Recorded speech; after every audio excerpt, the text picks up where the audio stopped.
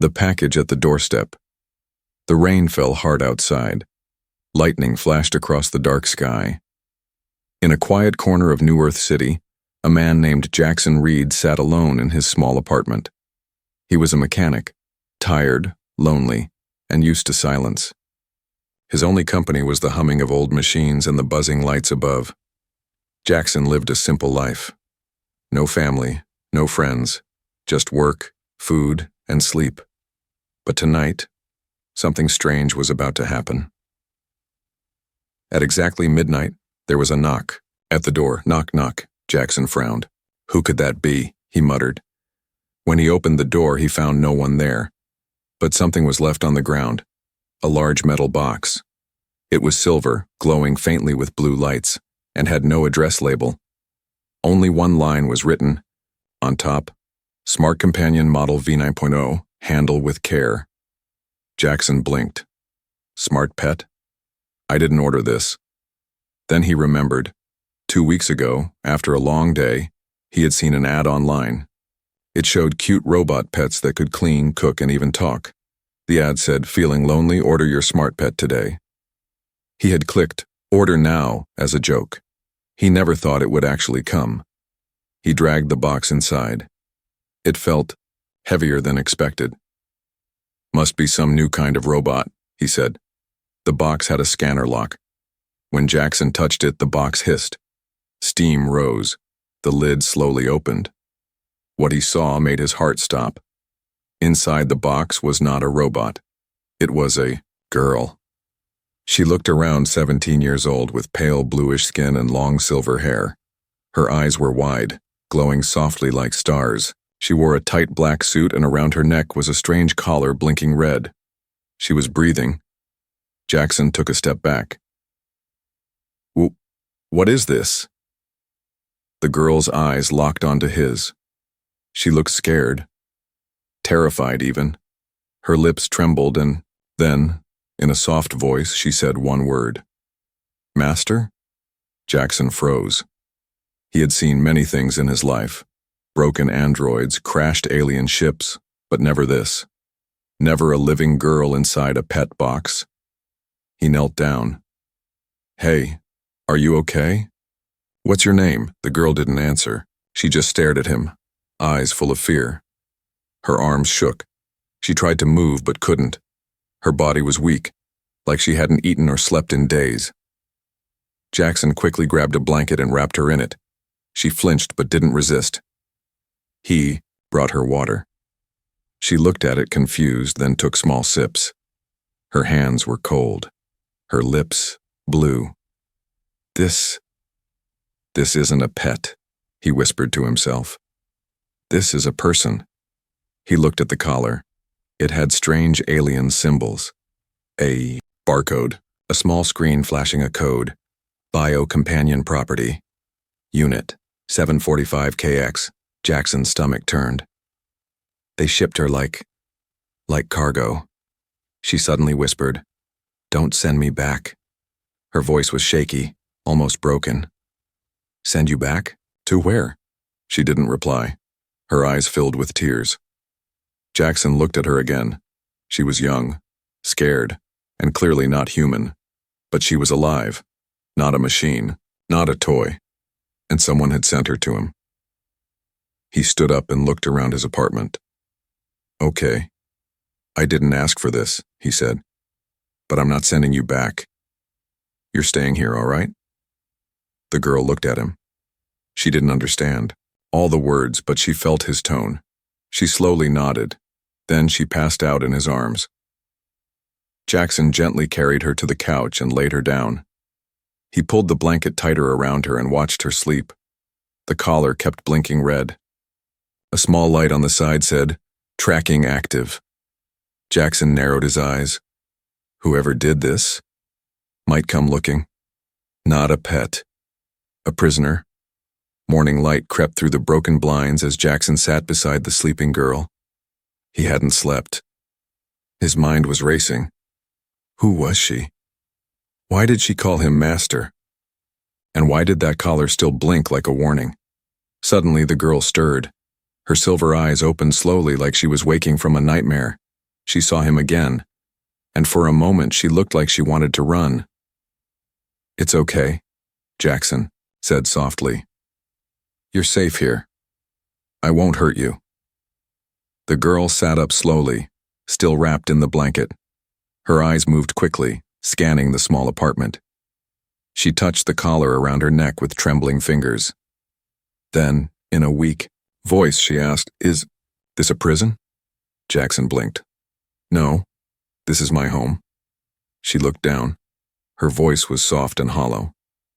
They always say that. That sentence hit him hard. He walked to the kitchen and came back with warm food, bread and soup. She stared at the bowl like she hadn't seen food in days. "Here, eat. You need strength," he said. She reached out slowly, then stopped. "May I eat?" Jackson nodded, confused. "Of course, you don't have to ask." She took the bowl with both hands and ate fast but careful, as if someone might take it away at any second. As she ate, Jackson sat across from her. "Do you remember your name?" The girl paused. "Lyra," she said. "They gave me that. Or maybe I had it before, I don't know." "Where are you from?" he asked. "I don't know. I was very small when they took me. There were white walls, bright lights, needles, cold voices." Jackson felt anger rise in his chest. "They experimented on you?" Lyra nodded, chewing slowly now. "They said I was rare, a good unit. I obeyed commands. That made me valuable. They called it training." Jackson's hands tightened, into fists. This wasn't a smart pet. This was slavery. Worse. He stood up and went to his workbench, pulled out a scanner. "Let me see your collar." Lyra flinched. "No, please. It hurts when someone touches it." "I won't hurt you," Jackson promised. "But I need to know what they did to you." After a pause, she nodded. He scanned the collar. The small screen on his tool lit up with alien code. His translator struggled to process it. Then the message appeared in English. "Biocompanion 745KX, Controlled Emotion Unit. Obey and respond. Shock mode, active. Tracker, live." Jackson stared, in horror. "Shock mode, you mean?" "Yes," Lyra whispered. "If I said the wrong words, if I cried too much, it shocked me. That's why I learned silence." Jackson didn't say anything. He couldn't. He was too angry. Too disgusted. He stood and walked to his workbench again, grabbed a small screwdriver and laser cutter. Lyra's eyes widened. "What are you doing?" "Taking this off," he said firmly. She backed away. "No, you'll trigger the alarm. They'll come for me, take me back." "Let them try," Jackson said. "You don't belong to anyone." With careful hands, he held the collar. "This might hurt, but it won't shock you. I've disabled the power first." Lyra clenched her eyes shut. Click. Snap. Vzust. The collar broke apart and hit the floor with a thud. Lyra gasped. Her hand went to her neck. "It's gone?" Jackson smiled a little. "It's gone." Tears filled her eyes. But this time they were different. Not pain. Not fear, freedom. She fell forward and hugged him tightly, surprising both of them. "Thank you," she whispered. Jackson stood frozen. This wasn't just a lost girl anymore. This was someone who had been used, broken, and thrown away like trash. And now, she was his responsibility. He didn't know who was coming next, but he knew one thing. He would protect Lyra, no matter what. The first escape attempt. The apartment was quiet. A soft wind moved the curtains. Jackson had gone out to buy food and medicine. Before leaving, he had told Lyra to rest, to feel safe, but Lyra didn't rest. She sat on the couch, staring at the broken collar lying on the table. Her hands trembled. Her breath was shaky. No matter how kind Jackson was, she had seen kindness before. And then, betrayal. Never trust anyone. the voice in her memory whispered. Not even the gentle ones, especially not them. She stood up. She walked to the door slowly, then to the window. The city outside was loud, machines flying, neon signs flashing, alien voices shouting in the distance. But more than that, it was free. Jackson had removed the collar, but he was still a human. What if he changed his mind tomorrow? What if someone offered him credits to return her? Could she risk it? She spotted his coat by the door. Inside it, a card key. Silently, she picked it up. The front door hissed open. She took one step outside, then another. Her bare feet hit the cold hallway floor. She didn't stop. Down the stairs, through the lobby, past a janitor droid who didn't even notice her. She turned corners quickly, moving like a shadow. Once outside, the air hit her like ice. Her thin suit didn't help much, but she didn't care. She ran, through back alleys, past flickering trash fires, past street gangs and beggars, and droids selling cheap goods. Every face looked like a threat. Every noise made her flinch. She was free but completely alone, until she heard it. A soft beep, then another, then a high-pitched whir. Lyra stopped. From the shadows, a drone dropped down. Red laser lights scanned her body. A deep robotic voice said, Subject 745KX detected. Status collar missing, alerting handlers. Her eyes widened. No, no, no. She turned to run, but the drone fired a net she barely dodged.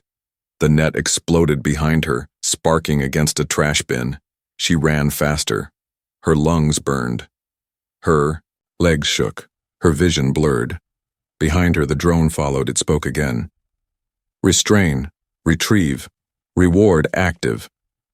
Then from the rooftops, another drone joined in. She was trapped. She turned into a dark alley and found herself facing a dead-end 2 walls. No door, no exit. Her body froze. I should have stayed. Suddenly, a huge noise echoed behind her. Boom! A burst of green light flashed through the alley. One of the drones dropped in pieces, cut in half by a plasma bolt. Lyra gasped and turned. There, standing at the alley entrance, was Jackson. He held a heavy plasma tool, normally used to cut metal, but now burning hot and smoking from the blast. His voice was low.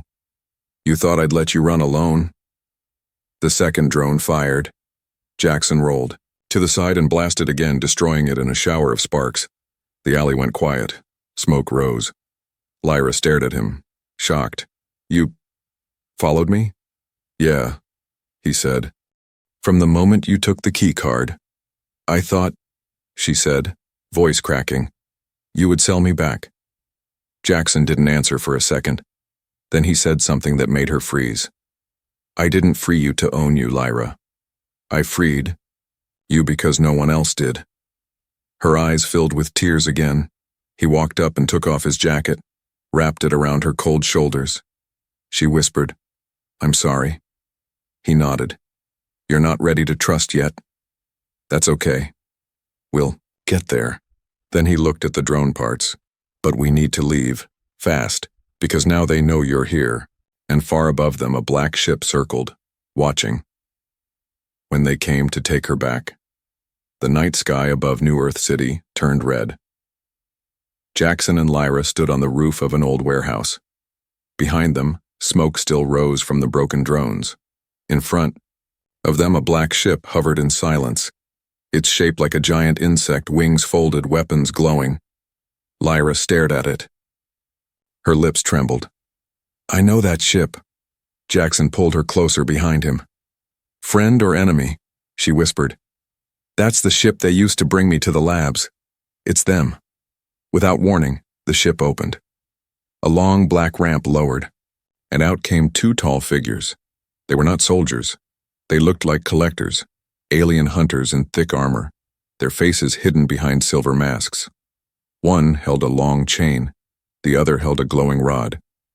Step aside, human, one said in a mechanical voice. You have property that belongs to the syndicate. She's not property, Jackson growled. Incorrect. Unit 745KX is a controlled specimen. Return her and walk away. You will be paid. Jackson laughed once, cold and sharp. I don't care about your credits. The first collector raised his rod. Then prepare to lose everything. Suddenly, the ground shook. From the ship's side, 4 more creatures dropped. They were not collectors.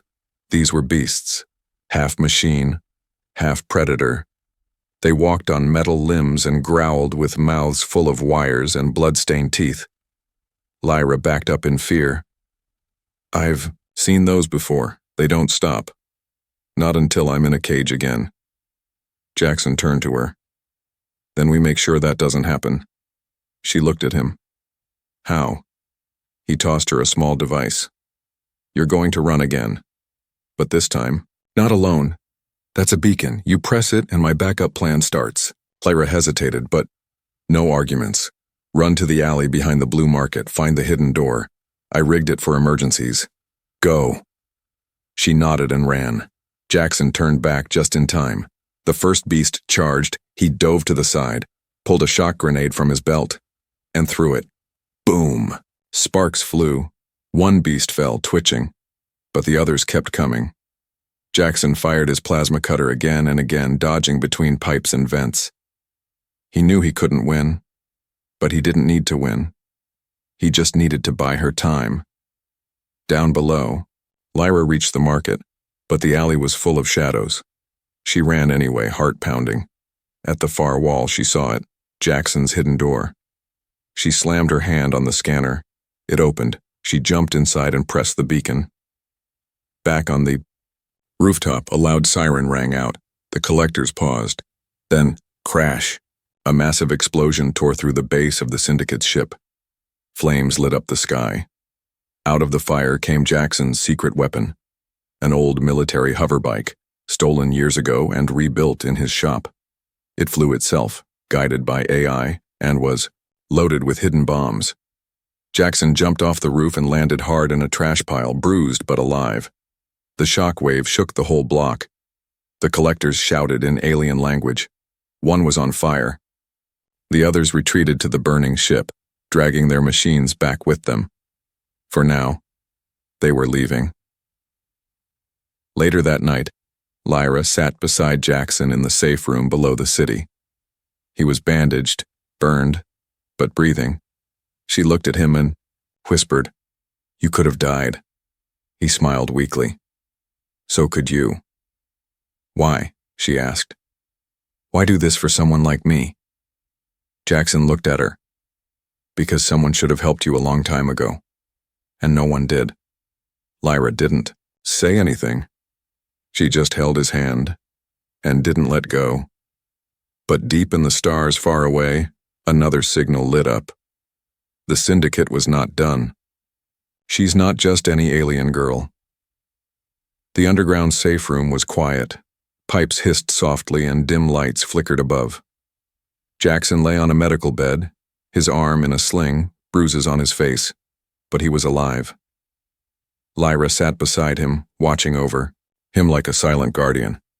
It had been 2 days since the Syndicate's attack. No drones, no hunters, no messages. But both of them knew. It wasn't over. That night, while Jackson slept, Lyra walked to the mirror on the far wall. She stared at her reflection. Pale blue skin, silver eyes, hair that shimmered like moonlight. She didn't look human. And she didn't feel normal either. She raised her hand and touched the glass. A soft glow appeared on her palm, a faint light, like a star. She gasped and pulled back. Her heart raced. That light. She remembered it. It came from deep inside her. Memories began to return. Not full ones, but flashes. A tall alien woman with a crown. Lyra as a small child, hidden inside a crystal chamber.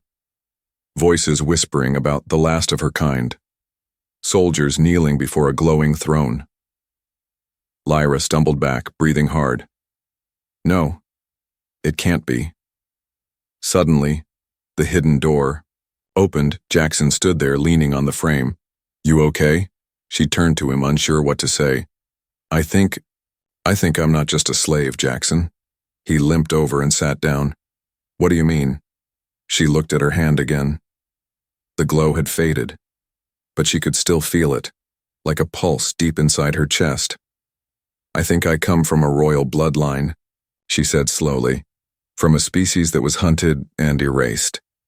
Jackson's eyes widened. "You're saying you're a lost princess or something?" "Maybe. Or something even rarer. I don't know what they did to me, but I was hidden, taken, modified." She showed him the glow in her palm again. "Just a flicker, but real. I never used to have powers, but now, they're waking up."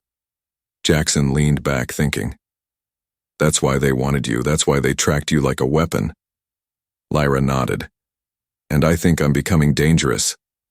"You're not dangerous," he said firmly. "You're scared, and you're special. There's a difference." Just then a sudden noise echoed from the radio system. Jackson grabbed it. "Who is it?" Static. Then a deep alien voice came through. "We know what she is. Return her before her blood brings death to your door." The radio exploded in sparks. Smoke filled the air. Lyra looked at Jackson. "They know." Jackson nodded slowly. "Then we need to leave this city. You're not just a girl anymore, Lyra. You're the key to something much bigger." She whispered, "What if I lose control? What if I hurt you?" He stood and placed a hand on her shoulder. "Then I'll help you control it. I'm not giving up on you now." She looked into his eyes. No one had ever said that to her before. No one had ever stayed. For the first time in her life, she felt something strange. Safe. But far above them, in deep space, a council of alien warlords sat in the dark, watching her file on a glowing screen. One of them whispered, "Activate the hunter class. The girl must be captured, dead or alive. Protecting her means." The desert winds of the abandoned zone howled through the broken steel towers. Jackson's hover truck rolled across the cracked road, kicking up sand and ash behind it. Inside, Lyra sat quietly watching the sky. They had left New Earth City behind. No more hiding in apartments. No more sleeping underground.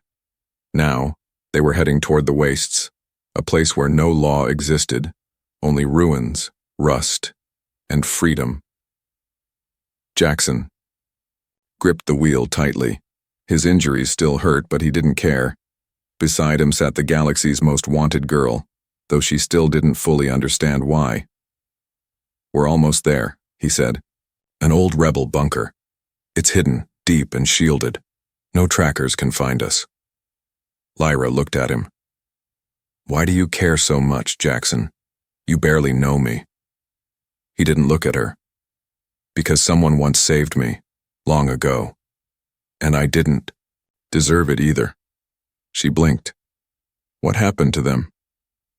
He was silent for a moment. "They died protecting people like us." The air grew heavy. Suddenly, the dashboard screamed. "Warning, tracking signal detected, unknown ships incoming." Jackson's eyes shot to the rear mirror. From the clouds behind them, 3 dark ships dropped through the sky like hawks hunting prey. They moved fast. Too fast, Lyra's voice trembled. "They found me." "No," Jackson growled, slamming the accelerator. "They followed the beacon I destroyed. This isn't normal tracking." The ship's AI spoke. "Hunter-class attack. Drones approaching. Impact in 90 seconds. Jackson turned to Lyra. "Do you trust me?" She nodded. "Then hold on." The truck veered off the road, straight into the dunes. Behind them, plasma blasts hit the ground, exploding fireballs into the sand. The sky turned red. Jackson pressed a switch on the dashboard. From the back of the truck, automated turrets rose and began firing back. The old rebel tech spat blue fire into the sky, hitting one drone and sending it spinning into a cliff. 2 more kept chasing. Lyra closed her eyes and held her hands over her chest.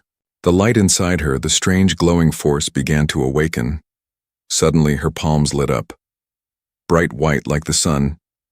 Jackson saw the light. "What are you doing?" I I don't know." She raised her arms, and the sky cracked with sound.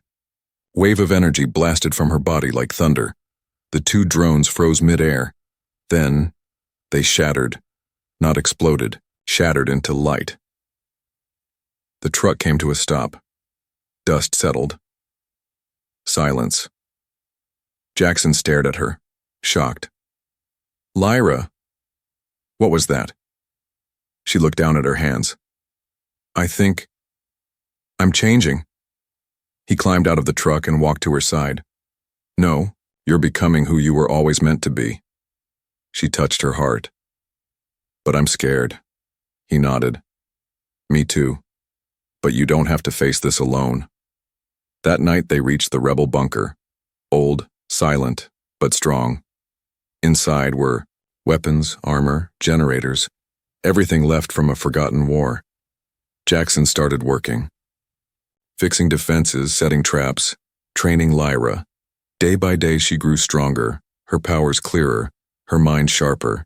She wasn't just surviving anymore, she was preparing. They both were, because Jackson knew.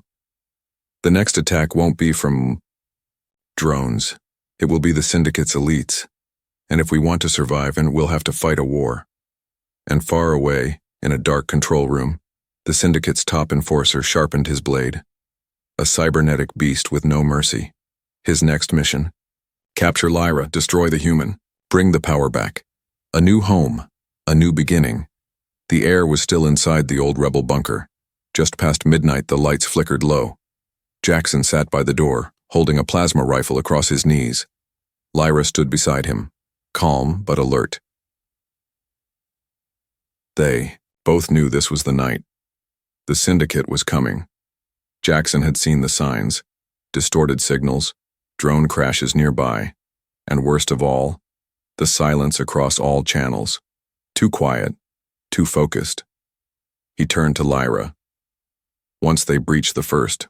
"While you run," she shook her head. "No." "Lyra," she held his hand. "You didn't run when they hunted me. I won't run when they hunt you." Before he could reply, the alarm screamed. Sirens, lockdown, enemy forces detected. The first blast shook the bunker. Dirt and dust fell from the ceiling. Lyra's eyes flashed silver. "They're here." Outside, 10 Syndicate soldiers stormed through the sands, heavily armed, wearing black armor that shimmered with shields. Behind them walked a monster, a hunter-class elite, half living, half machine. Its blade was part of its arm. Its face had no eyes, only sensors. Inside, Jackson armed the traps: gas bombs, EMP mines, auto turrets. He looked at Lyra. "Stay behind me." But she stepped forward. "No, they're here for me." She raised her hands. The light inside her chest began to rise. It burned brighter now, hotter, like a star waking up. The Syndicate charged. The bunker walls shattered as the hunter elite entered. Jackson fired first. His blast hit 2 soldiers. Lyra moved like wind, lifting her hands, creating a glowing shield of energy. The hunter slashed at her. She blocked it. Barely. Pain rushed through her body, but she didn't stop. "You are ours," the hunter said, in a deep robotic voice. Lyra looked him in the eye. "I was never yours." Then she released the power. A white pulse burst out from her chest. The entire bunker shook. Walls cracked. The hunter screamed as its sensors overloaded. Jackson pulled her back.